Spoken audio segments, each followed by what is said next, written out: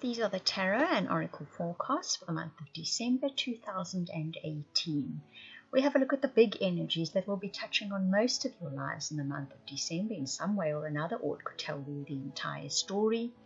If you would like to order a personal or private reading, or that incredible soulmate reading, or perhaps a weekly update for your particular star sign, please go to the links in the description box below. Aquarius, so I poured a cup of tea for you and we have a look at the tea leaf signs. Have a look for yourself as well if you see anything that jumps out for you. Zoom in on the cup, pause the video there, have a look and let me know in the comment box below if there's anything that specifically pops out at you that I didn't mention. What I did see for you very clearly was the number 3 and what looked like two owl eyes, which for me always signifies wisdom. It's wise advice from somebody. The number 3, that's going to be very specific to each of you what exactly that entails. The other thing I saw was the lobster, which means there's a little bit of a financial pinch at the moment. Maybe something costs you more than you anticipated. But then there was a bird taking off as well. So news will come in that might alleviate that problem. So have a look and see it's actually an incredibly busy teacup. I would not have enough time to sit and discuss every single symbol in that teacup. So if there's something that jumps out for you, then just let me know. Right, now, the cards I drew for you, the tea leaf fortune telling cards, is the ladder, the ant, the stork, the barrel, and the haystack. The ladder says you're climbing towards success. The ant says work, achievement, success. So you're on the road to success with something that you're busy with. It could be a career, it could be a goal, it could be a project, it could be family, whatever it is, you are getting there. It will take hard work, it will still require more hard work, but you definitely will succeed in there. No two things about it. The stork says there's news of a birth or new business opportunity. For some of you, there could be a birth in the month of December. That's very exciting. For others of you, there's a new opportunity cropping up in the month of December. Some new venture, goal, project, whatever. The barrel says you feel something is lacking in your life, perhaps love, money, or goals. So you feel a little bit unfulfilled in the month of December, a little bit restless. December can often be that kind of month. The haystack says karma, you will reap what you've sown. Now it's interesting because what I felt with this was that there was an element of your restlessness wasn't actually about what was out there, what was manifesting in your life. It's internal, it's within you. And like I say, December is often the month where people can feel restless. And because that haystack card comes up after that, I'd say write this out for a little bit.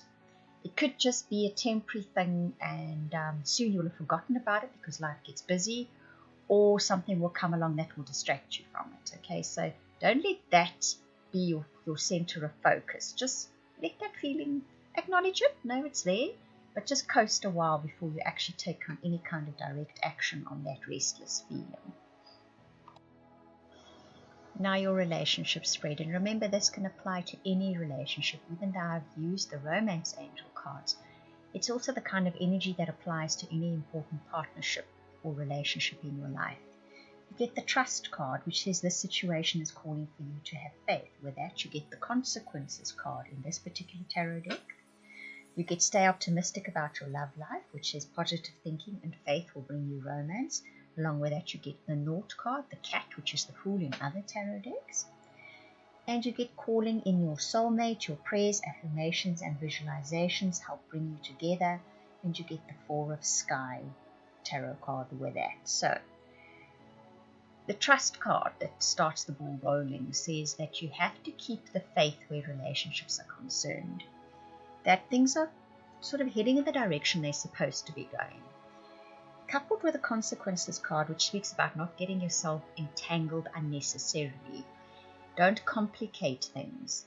Don't look for problems where they aren't. Don't try and rush things.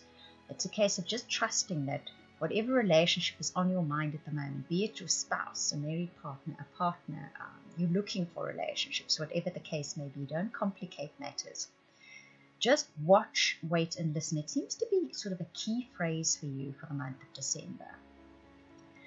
That staying optimistic about your love life combined with a fool is a lovely combination. It speaks so clearly, doesn't it? Because it says Take the time to stop and smell the flowers. Take the time to appreciate your partner if you do have one. Take time to spend with your partner in good quality time. Remain optimistic about the relationship.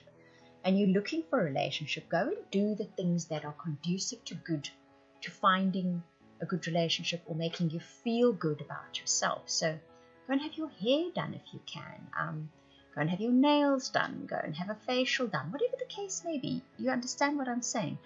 Just stay optimistic and look after yourself. Have fun. Go buy yourself a bunch of flowers. Go and do the nice things that you would enjoy a partner doing for you in a relationship. Because what is coming up here, the final card, that calling in your soulmate and the Four of Sky, speaks about needing some good quality quiet time with yourself as well.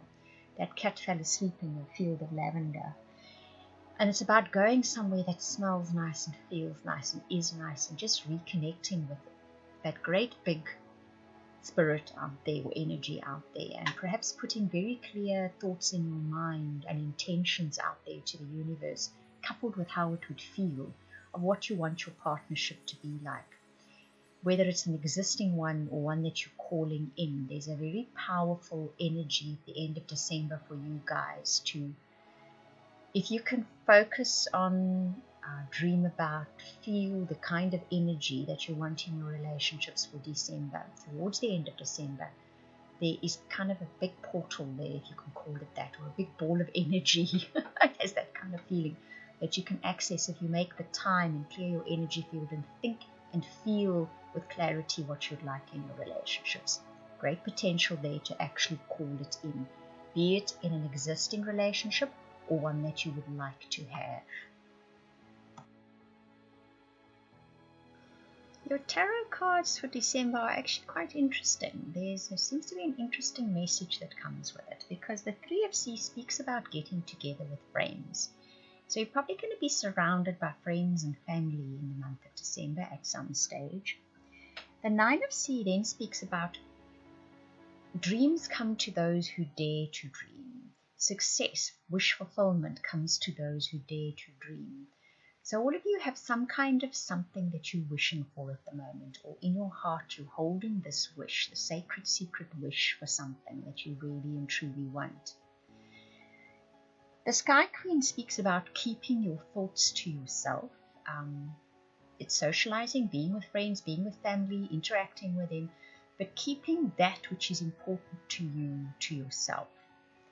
Because the Seven of Fire speaks about people will challenge you on something that you want or believe in. And it speaks about sticking to what you know is right for you. So there's definitely this feeling in December that most of you, if not all of you, have something in your hearts that you truly desire. You're going to be surrounded with family and friends. You're going to perhaps want to share it with them. And when you do, you're going to find they challenge you about it. So there's one or two things that you can do here. One, rather don't put that dream out there just yet. When it starts manifesting, then perhaps you can tell people about it. But for now, keep it to yourself.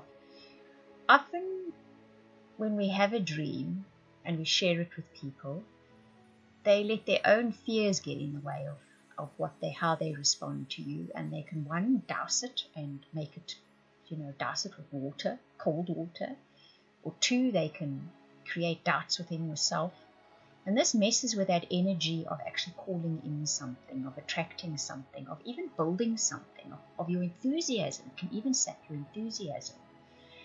So if you do decide to go ahead and you do tell them about your dream and you do get this kind of response with them, then at least forewarned is forearmed. Just stay your course. You might have to tell them what your dream is. You might decide to get up and move across the country and everybody's up in arms about it. And they try and tell you what all's going to go wrong and how it's the wrong decision for you. But if you know it's the right thing for you, then stick to that. Don't let other people's fears, which is a reflection of their own lives and what happens in their own lives, be what dominates your decision in the end. Because ultimately it is your decision. It's your path. You need to walk it. I hope that you enjoyed that reading. If you would like any of those readings I offered at the beginning, the personal, private, soulmate, or subscription to weekly updates for your star sign, please contact me via the links in the description box below. That is via the website. I want to thank you for watching, listening, commenting, liking, subscribing, and for those of you that share this video, I truly appreciate it. Those of you that comment, I read every single comment. Thank you very much.